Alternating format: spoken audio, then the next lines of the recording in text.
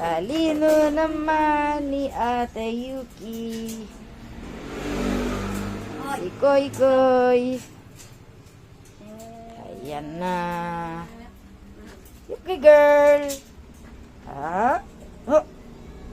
Oh, ang aking Yuki ah. Napakalaki na ni Yuki. Mamaya, kakain na ha. Oh, isa pa ito si Kuya Yuri, ang aking bunso. Oh. Aba. Oh, ate. Ano naman si ate? Gusto sa camera, oh. May favorite niya sa camera. Oh, maliit ba to? Gusto na nito sa camera. Na. Kamot. Yan, kamot, Yan. kamot, si Yuri. Dapat pa more si ate. Matalino yan eh. Kamot pa mo si Yuri. Ayaw niya nang walang sapin. Gusto niya yung sapin niya mabango pag may ihi. To. Pag may ihi yung sapin niya, ayaw niya. Tapos pag may tae, oh, iba nakain. So, hindi. Talino yan eh. Ayan. Oh, kain na? Kain na? Kain na na. Kain na. Oh.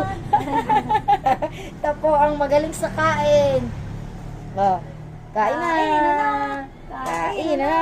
Kain na. Ayan na. Pag sinabi mong kain na, tumatayo. Oh, kain na. O ba tumayo? Oh, kain na daw. Oh, bakit hindi? Kain na si Yuri.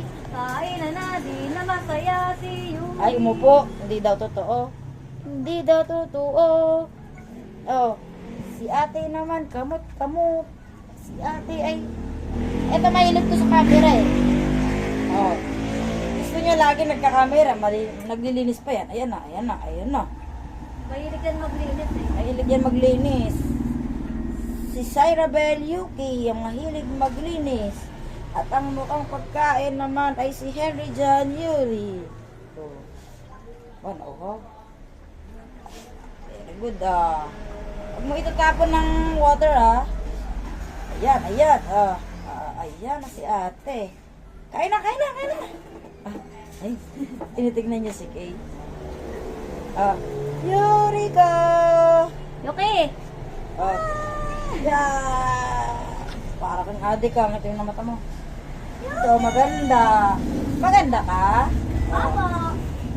Di. Kamot. Apo! Maganda si Yuki! Maganda ka, be. Apo! Maganda ang bibi namin. Oo Ang daw. ganda po ng Yuki! Ade, maganda si bibi. Apo! Ha? Maganda pala ito eh.